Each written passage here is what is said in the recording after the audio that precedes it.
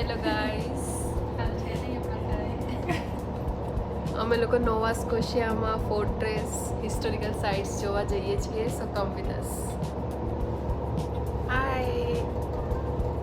આ ફોર્ટ્રેસ 1713માં ફ્રેન્ચ લોકોએ રિકન્સ્ટ્રક્ટ કરી હતી લુઇસબર્ગમાં. લુઇસબર્ગ એ કેનેડા નોવા સ્કોશિયાનું નાનું ટાઉન છે જે એટલાન્ટિક ઓશનના કિનારે આવેલું છે, જેથી આ ફોર્ટ્રેસ મિલિટરી, ફિશિંગ અને ટ્રેડિંગનું હબ હતું. અત્યારે એન્ટ્રી ફ્રી છે સપ્ટેમ્બર 7 સુધી, તો ત્યાં જવા માટે પાર્કિંગ લોટમાંથી શટલ મળી રહેશે.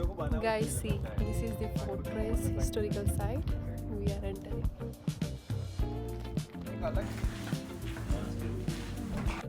આ ફોર્ટની સિક્યોરિટી વિન્ડો છે, જ્યાંથી મિલિટરી લોકો ફોર્ટની બહાર નજર રાખવા માટે યુઝ કરતા હતા.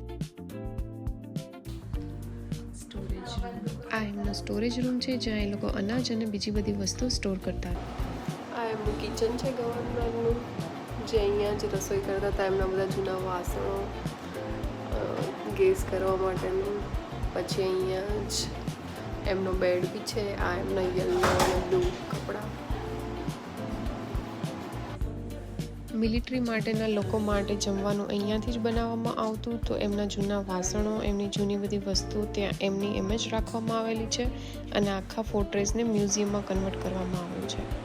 આ બી એમનું એક પ્રિપરેશન રૂમ છે, જ્યાં એ લોકો રસોઈ પ્રિપેર કરતા હતા. આ એમનું ડાઇનિંગ ટેબલ છે. આ અહીંયાના ગવર્નરનું અપાર્ટમેન્ટ છે, એમનો બેડ, એમનું નાનું પેલું મ્યુઝિકનું ટેબલ, બૂટ્સ, અને અહીંયા પાછળની સાઈડ જ એમનું કિચન. આ એ સમયના મેઇન ગવર્નરનો ફેમિલી રૂમ છે, જ્યાં તમને બધી જ વિન્ટેજ અને એન્ટિક વસ્તુઓ જોવા મળશે.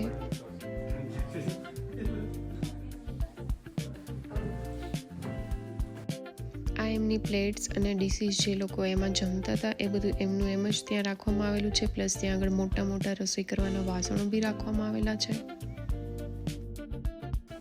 મિલિટરી લોકોના તમે vintage mirrors and angel decorations એ બધું તમે ત્યાં જોઈ શકો છો. આખા ફોર્ટ્રેસમાં ઘણા બધા રૂમો છે, જ્યાં તમે એમની હિસ્ટ્રી જાણી શકો છો, એમનું કલ્ચર જાણી શકો છો. આ તેમનું ચેપલ છે, ચર્ચ.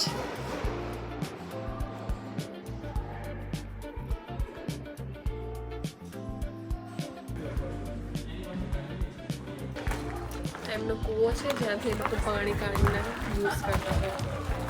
આ એમનું વાઇન સ્ટોરેજ રૂમ છે, જ્યાં બધી જ વર્ષો જૂની વાઇન્સ આમાં પડેલી છે ભરીને.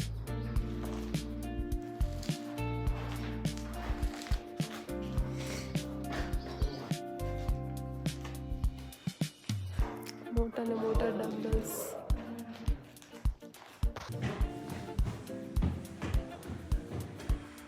આ એમનું જૂનું બોટ છે અને આ ફિશિંગ નેટ્સ.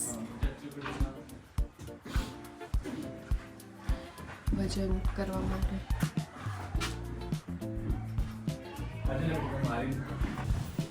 આ અહીંયાના સૈનિકો માટેનો ડ્રેસ છે, એમની કેપ, એમનું લીકર એન્ડ એમનું પેલું વગાડવાનું શંખ, ચાકુ.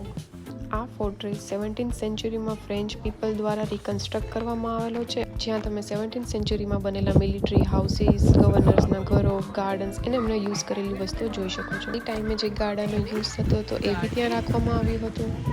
અને ત્યાં રેસ્ટોરન્ટ, કેફે, બેકરી બધી જ વસ્તુ અવેલેબલ હતી. જો તમે લુઇસબર્ગ, નોવા સ્કોશિયા જવાનું પ્લાન કરી રહ્યા હોય તો આ ફોર્ટની જરૂરથી વિઝિટ કરજો.